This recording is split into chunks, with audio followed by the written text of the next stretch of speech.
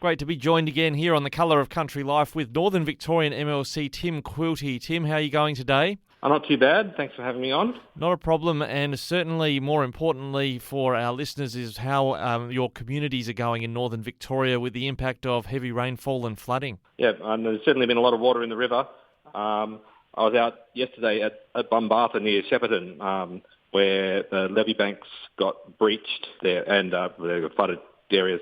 But yeah, it's happened all along the river. We've got high water sandbagging the towns, but outside the towns, everything's been flooding.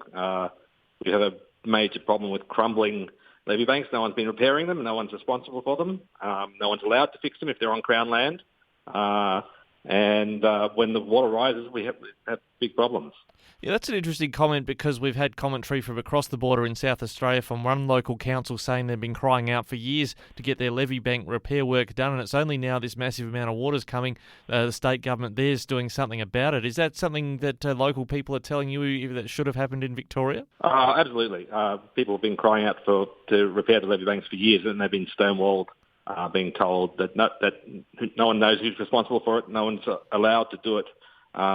They were telling me that they were putting sandbags on the top of the levee a couple of weeks ago, and they could see the sandbanks from the previous flooding in '93. The remains of them were still sitting there. So in the low points and the weak points. So there's obviously been a long time these works need to be done, but no one's taking responsibility for it. It's an interesting point, not taking responsibility, because when you look at there was a controversy, and I think there's a class action being mounted, I won't name the community, but somewhere in Northern Victoria, frustration expressed about when people were told to leave, etc. The government in Victoria and all state governments and the federal have had an aversion to having a Royal Commission on COVID-19. We'll talk about that in a moment, but is there going to need to be some parliamentary work done in the next term on where the failings have been for state government? There clearly has to be. Our whole water system has now become a disaster with no one taking responsibility. We have bureaucrats who there are obvious decisions that need to be made about when, for example, with the flooding, when to open the gates and let water in, but no one will take responsibility. They're following a rule book, and no one will deviate from it. And yeah, it's a big problem, and the governments don't want to deal with it, so we probably do need a Royal Commission into it.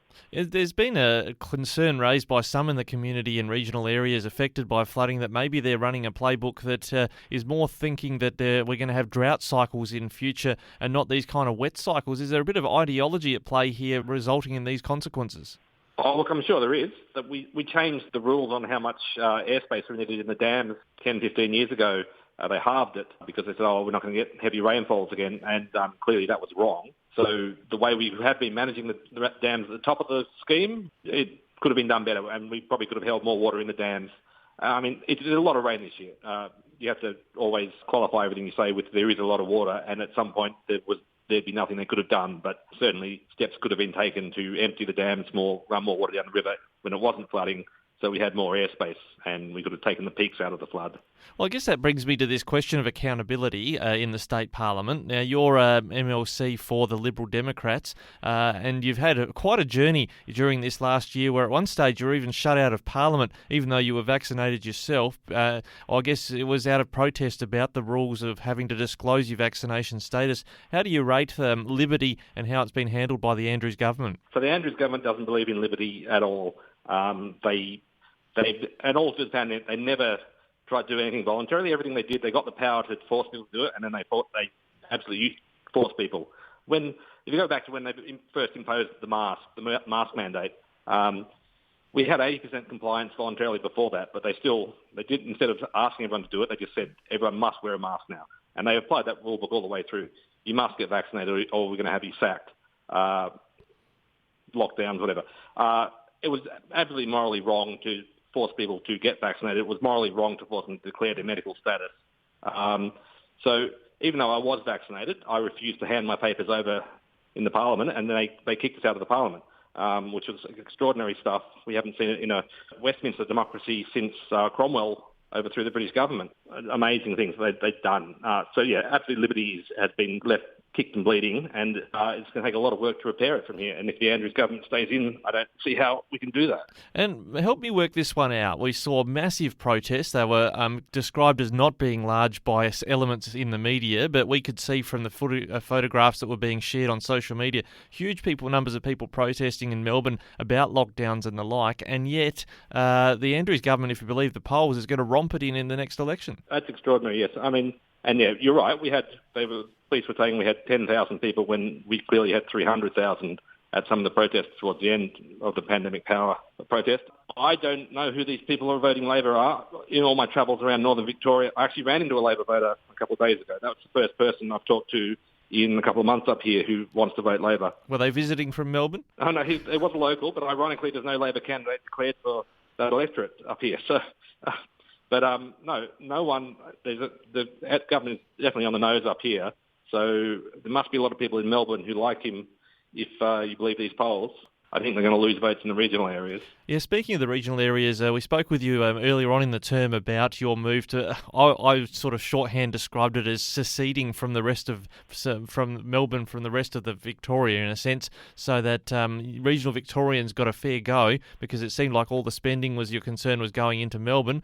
That's probably not gone too far, but the sentiment I still imagine you encounter out there in the electorate is the government's sort of governing for Melbourne and not much else. Oh, absolutely. I call them the Melbourne government, and they really are only focused on Melbourne.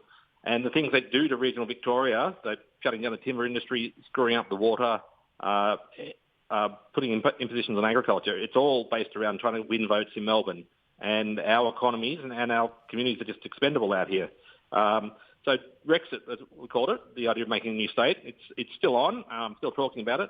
COVID did sort of send that into a bit of a spin.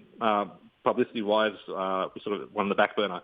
But the only way we can save our regional areas is to disconnect us from Melbourne.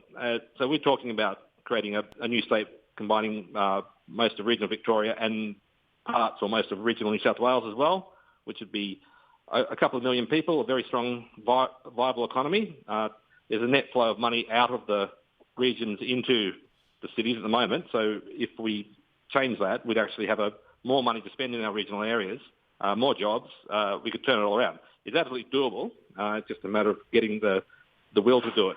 You speak of reaching across into New South Wales to form that new sort of super state, if you like. When it comes to the border, there's been serious challenges over this term of office for the Andrews government when it comes to how fairly people are treated. Some had to get home very quickly and missed out on getting across the border. People couldn't access medical services. Is there a case for either an apology or compensation or something like that for those that were adversely affected by all forms of COVID-related restrictions? Oh, absolutely. Almost nothing they did was ever justifiable, and certainly a few months into the pandemic, none of the measures they were putting in place could be justified.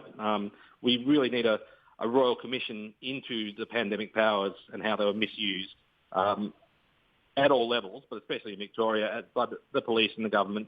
There should be an apology for locking people out of the state for weeks and months at a time. There should be an apology for closing the borders, making us stand in queues and show our papers to cross the river.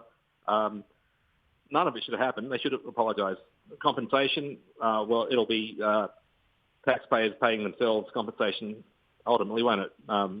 It will be nice to get people to be compensated, but it's not the government paying for it, it'll be us. Yeah, it's a good point. We've made that on air as well, as the government doesn't have any money of its own, it's other people's money. But I guess for those who can't access a class action or lawyers or find a lawyer who'll take it on, it's sort of a way of streamlining, I guess, getting some compensation. In some cases, people couldn't even go to the funeral of their loved ones. I heard terrible stories that people couldn't attend when their dying family, people losing their jobs or they're losing their houses because they couldn't keep up the mortgage payments. They're trying to pay rent accommodation, or they're living in a tent on the border while their house is... Anyway, it was extraordinarily bad for a lot of people. People sitting comfortably in Melbourne maybe didn't realise it, but stuck up on the border, we have these stories every day.